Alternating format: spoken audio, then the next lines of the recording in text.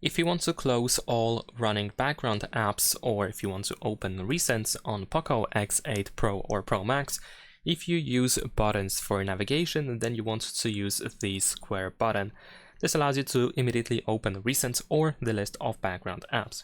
And in case you use gestures for navigation, you have to swipe from the bottom towards the middle of the phone, and you have to hold your finger for like half a second or so. So swipe and hold, and then you should be able to open the list of background apps. Now from now on, it doesn't matter what type of navigation you use. If you want to close an individual app, you have to either swipe left or right, or you just have to swipe up. This also depends on one setting that I'm gonna show you in a second. But if you want to close everything at once, you can just simply use this X that we have at the bottom of the screen. Usually this X allows you to close everything, sometimes except for the app that you currently are using. So you have to keep that in mind.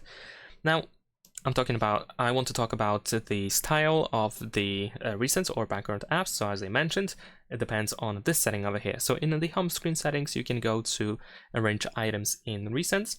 And then in the case of Pro model, we have vertical and horizontal, at least right now. And in the case of Pro Max model, we also have the stack. So if you use a vertical style, then you have to swipe left or right in order to clear a single app. And if you use horizontal style or stack, and then you have to swipe up in order to close a single app, of course.